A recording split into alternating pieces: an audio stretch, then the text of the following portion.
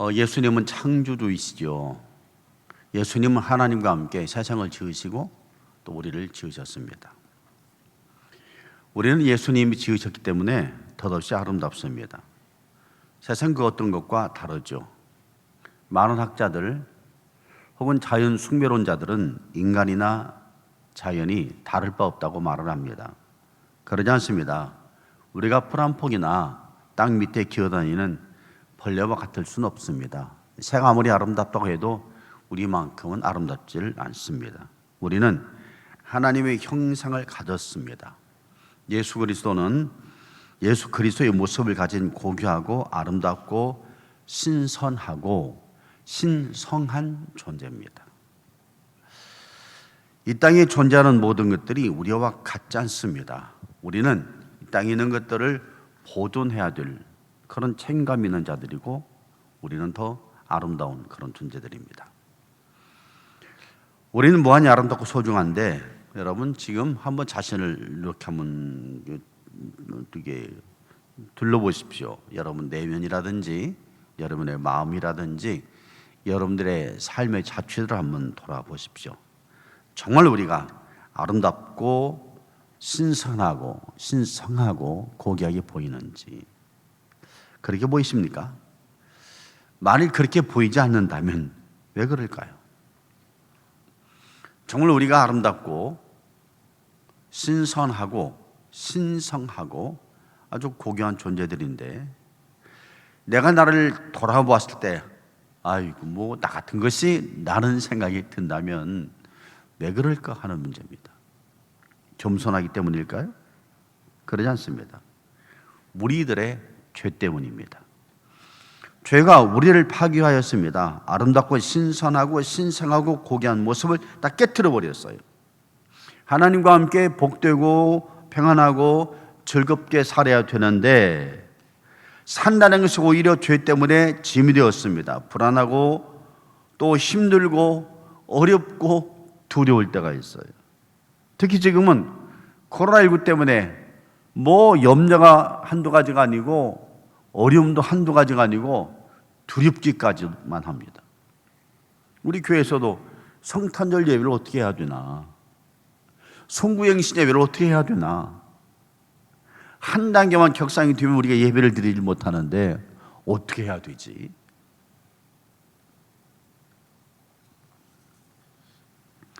예수님은 창조주이십니다. 동시에 구원자이시죠. 죄에 빠져 부서진 사람들을 구원하시기 위해서 이 땅에 오셨어요. 누구든지 예수님을 믿으면 구원을 받도록 하셨습니다. 오늘 말씀입니다. 하나님이 세상을 이처럼 사랑하사 독생자를 주셨으니 이는 그를 믿는 자마다 멸망하지 않고 영생을 얻게 하려 하심이라. 하나님이 그 아들을 세상에 보내신 것은 세상을 심판하려 하심이 아니요 그로 말미암아 세상이 구원을 받게 하려 하심이라. 하나님이 예수님을 보내신 것은 죄에 빠져 흉측하게 변해버린 이 세상을 구원하시기 위해서 있었습니다. 하나님은 세상을 사랑하셨어요. 죄에 빠진 세상을 바라보시면서 슬퍼하셨습니다. 견딜 수가 없으셨어요. 그 마음으로 독생자이신 예수 그리스도를 이 땅에 보내셨습니다. 누구든지 예수 그리스도를 믿으면 구원을 받고 영생을 얻으며 멸망치 않게 해주셨습니다. 사람들만 영생을 얻는 것이 아닙니다. 이 땅도 구원을 받게 해주셨어요. 죄는 근본의 문제입니다. 먹고 사는 그런 문제보다도 훨씬 더 근본의 문제예요. 사람이 잘못해서 세상이 망한 것이 아니죠. 사람이 잘한다고 세상이 회복되는 것이 아닙니다. 죄 때문에 세상이 무너졌고 죄만 해결되면 세상도 회복됩니다. 마태복음 1장 21절에서 예수님이 오신 목적이 죄 때문이라고 분명히 말씀하셨어요. 아들을 낳으리니 이름을 예수라 하라. 이는 그가 자기 백성을 그들의 죄에서 구원할 자이심이라 하니라. 죄란 무서워요.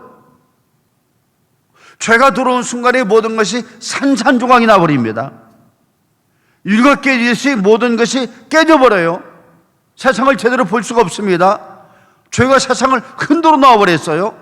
질서를 흔들어 놓았고 관계를 흔들어 놓았고 삶을 흔들어 놓았고 자기 자신마저 깨트려 버렸습니다. 창세기 3장 16절 17절입니다. 또 여자에게로도 이르시되 내가 네게 임신하는 고통을 크게 더하리니 내가 수고하고 자식을 낳을 것이며 너는 남편을 원하고 남편은 너를 다스릴 것이니라 하시고 아담에게 이르시되 네가 네 아내의 말을 듣고 내가 네게 먹지 말란 나무의 열매를 먹었은즉 땅은 너로 말미암아 저주를 받고 너는 평생에 수고하여야 그 소산을 먹으리라. 죄와 관계를 다 깨트려 놓았잖아요.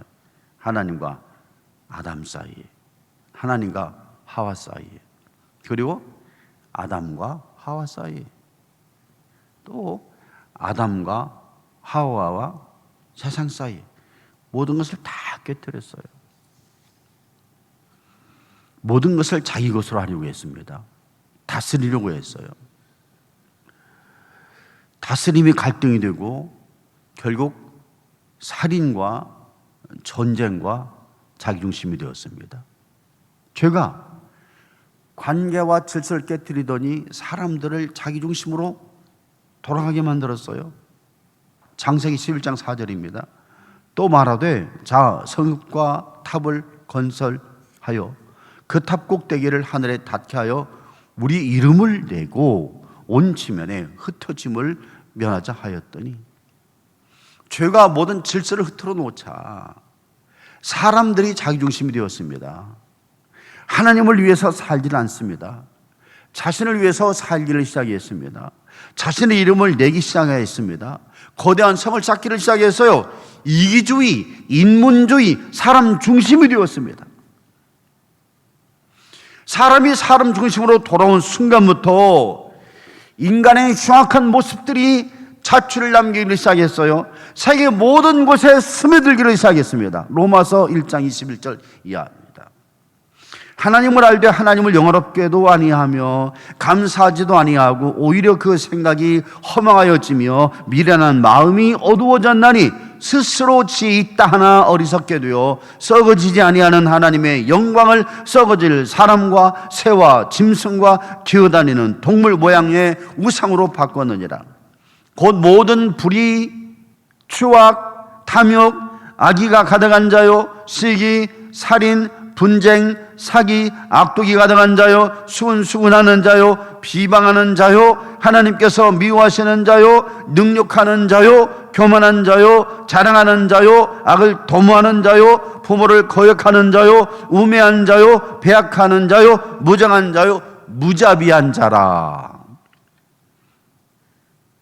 세상의 모든 더러움, 추함, 악한 인간의 냄새는 인간 중심의 삶에서 시작되었습니다.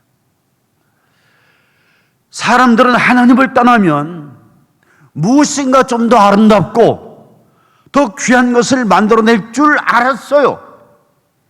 인간들이 탑을 쌓고 문화도 만들고 무엇인가를 만들고 나라도 만들고 왕도 세웠습니다. 그러나 그 결과는 항상 비극이었어요. 하나님을 떠난 인간의 죄식은 더 나은 것을 만들려고 했지만 세상은 더욱 세상이 불안하게 되었고 무섭게 되었고 두렵게 되었습니다. 과학이 발달하고 문화가 발달했지만 이런 것들이 하나님을 떠나자 이 세상은 불의, 추악, 탐욕, 시기, 살인, 분쟁, 사기, 악독, 모사, 비방, 능욕, 교만 이런 세상이 되어버렸어요. 이런 흉흉한 쓰레기는 인간의 사회 속에 살아가는 사회 속에만 있는 것은 아닙니다. 자기 자신에게도 있어요. 내 안에도 그렇다는 거죠. 우리가 사는 세상이 그러는 것이 아니라 내 안도 그렇다는 거죠. 바울의 가슴 아픈 고백을 들어보십시오. 로마서 7장 22절 이하입니다. 내 속사람으로는 하나님의 법을 즐거워하되 내 지체 속에서 한 다른 법이 내 마음의 법과 싸워 내 지체 속에 있는 죄의 법으로 나를 사로잡는 것을 보는도다. 오라, 나는 곤고한 사람이로다. 이 사망의 몸에서 누가 나를 건져내랴. 바울은 하나님을 믿는다고 하면서도 자기 안에 있는 죄의 씨앗들을 털어버리지를 못했습니다. 하나님의 뜻대로 살고 싶었지만 살지를 못했어요. 무척 당황스러웠습니다. 죄의 쓰레기가 계속해서 바울을 덮고 있는 것을 느꼈습니다. 바울은 이것 때문에 고통스러웠어요. 우리도 마찬가지죠. 죄의 흔적들이 너무나 우리 안에 깊이 새겨 있습니다. 우리가 털어버리려고 해도 털어지지 않고, 벗으려고 해도 벗어지지 않고, 씻어내리려고 해도 씻어내리지 않습니다. 이 쓰레기 같은 죄들 때문에 우리가 늘 아프고 무겁고 힘들어하고 있습니다. 우리들이 아름다운 빛을 잃고 상쾌함도 잃어버리고 신상함도 잃어버리고, 하나님께서는 날마다 우리 삶에 기적을 베풀어 주시는데 우리는 그런 것들을 느끼지도 못하고 경험도 못하고 살아갑니다. 늘 방황하고 헛된 것 같고 부질없는 것 같고 이루지를 못하는 것 같고 내가 뭐라고 살았나 후회가 되는 것 같고 행복이 없는 것 같습니다. 그런데 더 힘든 것은 우리가 그런 것이 다 잘못이 되는 줄 알면서도 헤어나오질 못하고 있다는 거예요. 난 감사하는 생활을 해야 되는데 하면서도 감사하지 않고, 나는 말씀대로 따라 살아가야 하는데 하면서도 그렇게 살질 않고 늘 믿음이 약해지는 것을 바라봅니다. 바울처럼 오라, 나는 공고한 사람이로다. 누가 이 사망의 몸에서 나를 건져내랴. 탄식하며 살 때가 아주 많습니다. 예수님께서는 이런 문제를 해결하시기 위해서 오셨어요. 질서를 회복하시고 관계를 회복하시고 세상 속에 있는 이 죄의 이 부스러기들을 해결하시고 내 자신 안에 자유를 주시기 위해서 오셨습니다. 누구든지 예수를 믿으면 구원을 받게 하셨어요. 질서가 회복되고 관계가 회복되고 세상이 회복되고 자신이 회복되도록 하셨습니다. 그 결과가 영생이죠. 그 결과가 평화죠. 그 결과가 자유죠. 영원한 생명을 누리고 사는 것이죠. 늘 삶에서 기적을 맛보며 사는 것이죠. 자신을 공고하게 바라봤던 바울이 다시 고백을 해요. 로마서 8장 1절과 2절입니다. 그러므로 이제 그리스도 예수 안에 있는 자에게는 결코 정죄함이 없나니 이는 그리스도 예수 안에 있는 생명의 성령의 법이 죄와 사망의 법에서 너를 해방하였습니다. 공고했던 바울이 그리스도 예수 안에서 성령님을 통해서 자유를 얻게 되었습니다. 모든 죄에서 해방되었습니다. 하나님께 감사하면서 하나님이 이루어 나가시는 모든 풍성함과 놀라움을 맛보면서 살게 되었습니다. 어떻게 우리가 이런 축복을 맛볼 수 있을까요?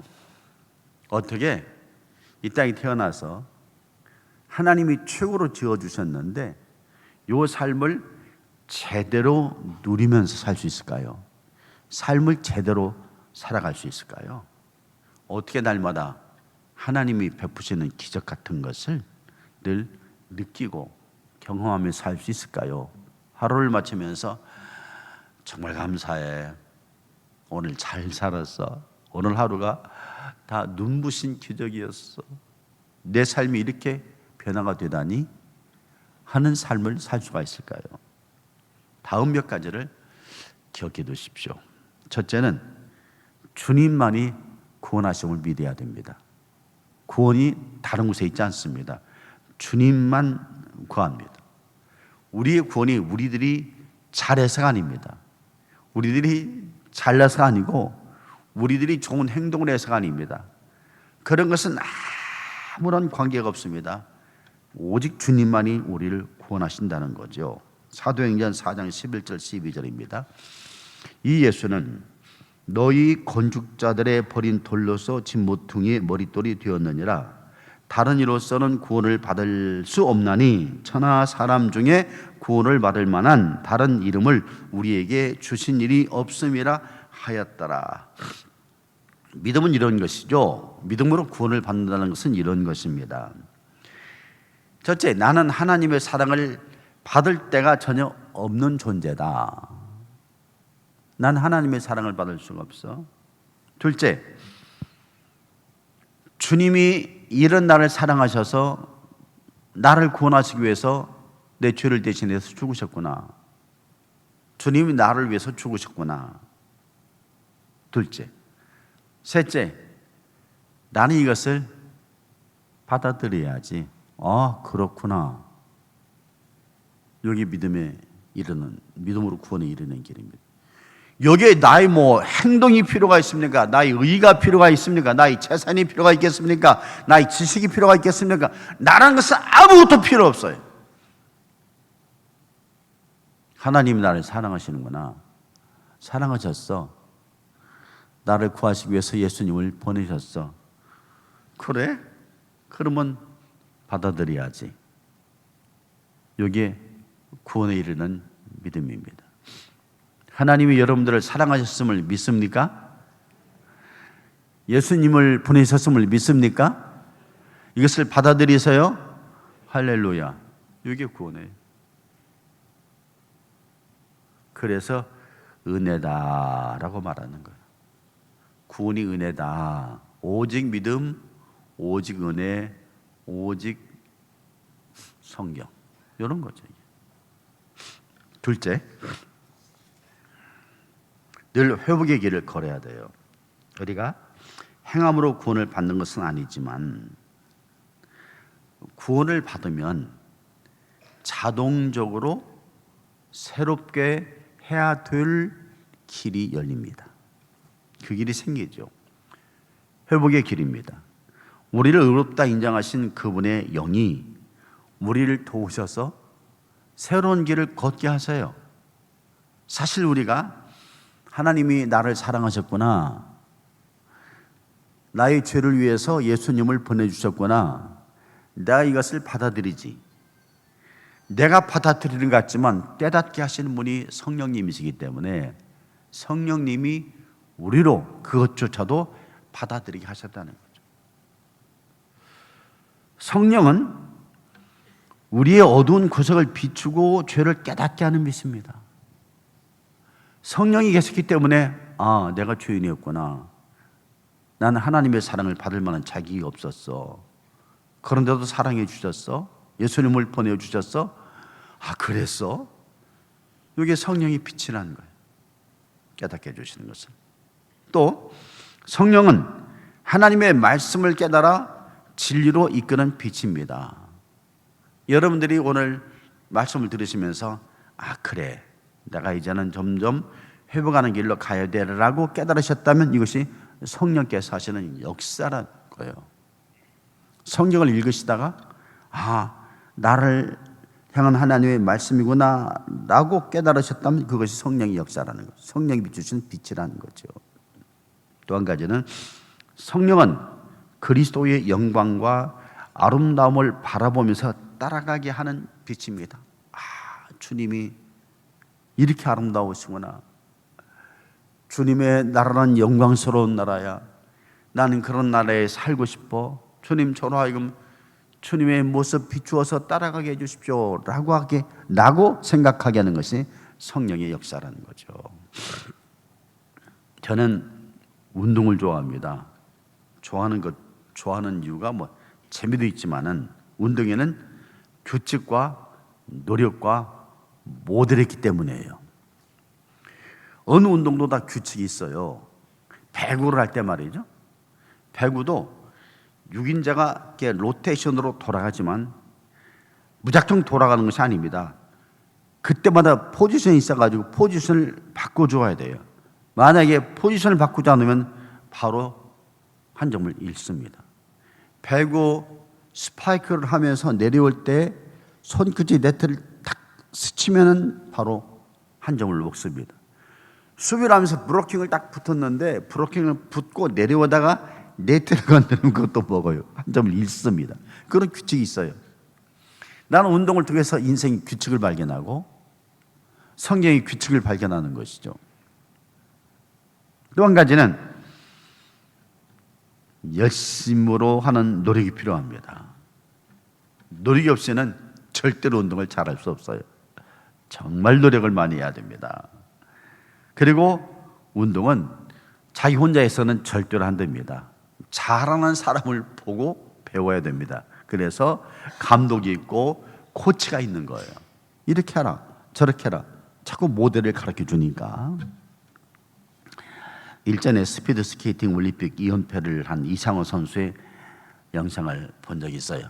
아무래도 운동을 좋아하다 보니까 그런 영상들을 이렇게 한 번씩 보는데 500m 구간을 스케이팅하는 이상호 선수의 모습이 정말 그렇게 아름다웠어요. 그 영상을 보면서 저도 스스로 이렇게 다짐을 했어요. 나도 하고 싶다. 이야, 대단해. 믿을 수가 없네. 어떻게 해야 저렇게 되지?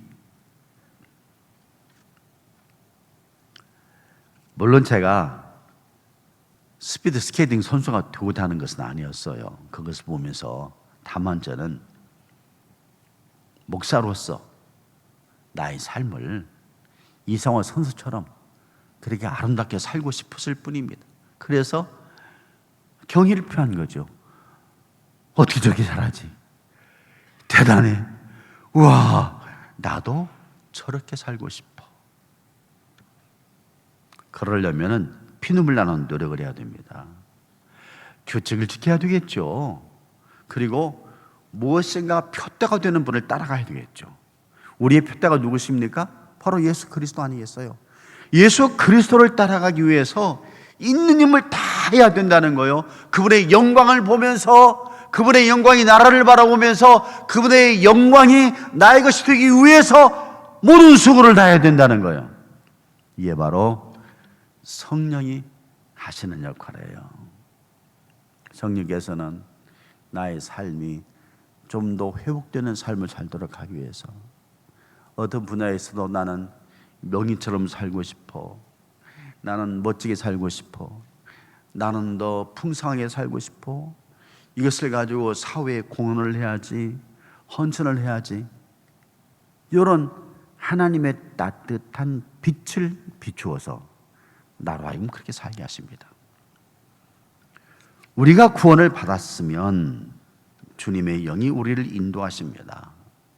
그 영은 우리가 규칙을 깨닫게 하고 또 애쓰게 하고 주님의 영광을 보게 합니다. 그 영광을 따라가게 만들죠. 그래서 우리의 삶을 아름답게 만들어 나가십니다. 셋째, 새하늘과 새 땅을 꿈꾸면서 살아가야 돼요. 주님이 우리를 구원하신 것은 우리를 사랑하셨기 때문이죠. 만일 우리가 미웠다면 구원도 없었을 것이고 그런 구원은 끝도 별로 좋지 않았을 것입니다. 주님은 우리를 사랑으로 구원하셨어요. 십자가에서 죽으시고 믿음은 구원을 받게 하셨습니다. 구원을 넘어 영생을 허락하여 주셨죠. 새하늘과 새 땅을 허락해 주셨죠. 그래서 우리는 미래가 밝습니다. 우리의 미래가 잘 될 것이야 라는 것이 아니라 우리의 미래는 반드시 잘 됩니다. 요한복음 10장 10절 하반절이죠. 내가 온 것은 양으로 생명을 얻게 하고 더 풍성히 얻게 하려는 것이다. 예수님은 우리를 풍성하게 하시려고 구원하셨어요. 비록 우리에게 많은 아픔과 고통과 어려움과 난관들이 있을지라도 우리의 결과는 언제나 풍성함입니다. 믿음이 뭐예요? 믿음은 주님이 나를 풍성하게 만드신다는 것을 믿고 삶을 풍성함으로 내어놓아야 되는 거죠. 그 길로 나의 방향을 이렇게 돌려놓는 거죠. 이 어두운 부분, 이런 부분으로 나를 돌리는 것이 아니라 밝고 풍성한 부분으로 나를 딱 돌려놓는 거예요. 이게 믿음이에요.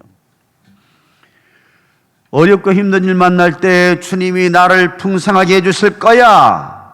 이것도 나를 풍성하게 해주시는 길일 거야. 실망하지 말자. 더 힘을 내자. 더 멋진 미래를 만들어 나가자. 나는 결코 넘어지지 않아. 나는 결코 망하지 않아. 일어서야 해. 건너야 해. 더 멋지게 역전해야 해. 이런 마음을 갖고 살아가는 거죠. 믿는다고 하면서 조금 어려운 일을 만났을 때, 야, 나는 끝이야. 나는 안 돼. 나는 운명도 없어. 나는 운이 나쁜 사람이야. 내 길이 왜 이렇게 어려워? 세상이 왜 이래? 모든 것이 끝이야. 이런 것은 믿음이 아니에요. 믿음은 더 밝은 미래를 꿈꾸며 밝은 미래를 향하여서 나가는 것. 어떤 골짜기를 만나더라도 언덕을 만나고 험한 사막을 만나고 거친 들을 만나고 광야를 만나더라도 밝음을 향해서 계속해서 걸어나가는 것이 믿음입니다. 하나님이 나를 그렇게 만드셨기 때문에 하나님의 뜻을 따라서 가는 것이 바로 밝은 미래를 향해서 나가는 거죠. 이게 믿음이죠. 또 개인적인 말씀을 드려서 죄송합니다만은, 그러니까 제 컴퓨터를 보면은 한 1993년 정도, 2년 정도부터 제 일기가 있더라고요. 근데 이것이 컴퓨터가 자료를 이렇게 옮기거든요. 옮기다 보면은 갑자기 사라지는 것들이 있어요. 예를 들면 처음에는 좀 플로피 디스켓 넣고 빼고 하다가 저장했다가 다음에는 하드를 넣고 저장하다가, 하드가 큰 거 있으면 하드 큰 걸 넣고 저장하다 지금은 따로 보관 장치가 있어요. 저는 드랍박스를 쓰고 에버노트를 쓰는데, 이 드랍박스는 본사가 다 미국에 있죠. 그쪽에 자료를 다 옮기고 빼는 과정에서 이렇게 툭툭 날아가는 것들이 있더라고요. 그래서 상당 부분만이 없어졌더라고요. 그런 남는 것들이 있는데, 그것들 한번 이게 봤어요. 봤는데, 이게 목회를 시작하면서 어떤 그런 삶들의 내용들이죠. 그런데 참 어려움도 많았더라고. 힘도 쓰고도 많았고, 야, 정말 내가 그때 힘들게 살았고 기도를 많이 했구나 하는 느낌이 그때도 많이 있어. 지금 굉장히 행복하게 살아간다는 생각이 들 때가 많이 있어요. 근데 그때 하나의 그 일기의 그 리듬을 보니까, 항상 이런 리듬이더만요. 아, 힘들다. 그런데 잘 되겠지. 아, 힘들다. 그러나 잘 될 거야. 그럼 그 길을 향해서 나가지. 힘들었구나. 내가 잘못해서 그러지. 그럼 고쳐나가지. 더 좋은 길로 나가지. 응. 항상 끝을 그렇게 썼더만. 지금도 그래요. 오늘도 우리 장로님께서 지금 우리 교회가 중체단 시기로 내년 되면 제가 이제 은퇴하니까 후임이 오셔야 되고 저는 은퇴하고 그런 과정에 그런 과정에서 교회들이 굉장히 많은 시험이 듭니다. 근데 우리는 그렇게 되지 않기를 원하고 저도 그렇게 기도를 하고 있고. 자, 은퇴를 한다고 가정을 해봅시다. 은퇴가 되면 어떻게 됐을까? 끝났을까? 저는 그렇게 생각하지 않습니다. 더 잘 되겠지. 내가 목회를 한 40년의 세월보다도 글쎄 은퇴가 나면 언제 죽을지도 모르겠어요. 죽을지는 모르겠지만 그 남은 세상 시간들이 더 찬란하게 되기를 저는 기도하고 있어요. 그리고 준비하고 있습니다.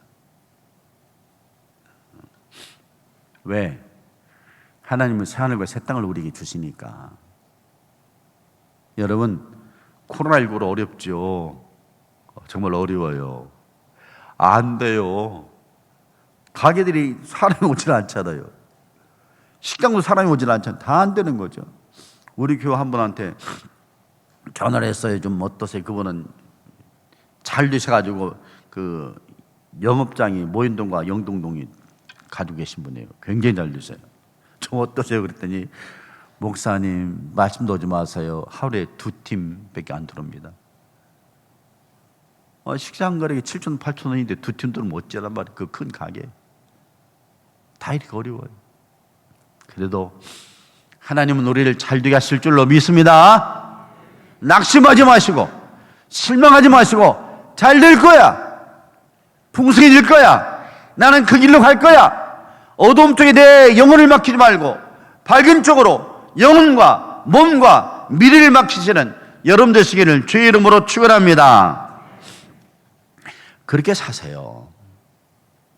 그래야 되는 거예요. 믿음을 바라는 것들이 실상이라고 그랬잖아요. 지금은 굶어 죽어도 내일 빵 먹는 걸 생각하시고, 지금은 아무것도 못 먹더라도 내일은 짜장면 먹는 걸 생각하시고, 내일은 짜장면, 모레는 간짜장, 그걸편은 볶음밥, 그걸편은 잡채밥, 이렇게 생각하세요. 나는 이게 믿음이라고 생각해요. 믿음을 형이상학적으로 생각하지 마십시오. 믿으면 하나님이 나를 사랑하셔서 구원시켜 주셨으니까 영주간의 삶이 잘 되겠구나. 그 길로 가자. 예수님은 구원자이세요. 모든 사망에서 우리를 구하여 주셨습니다. 하나님과 바른 관계를 갖게 하셨어요. 사람 사이에도 바른 관계를 갖게 하시고 우리 자신에게 자유를 주셨습니다. 구원은 예수님에게서만 나옵니다.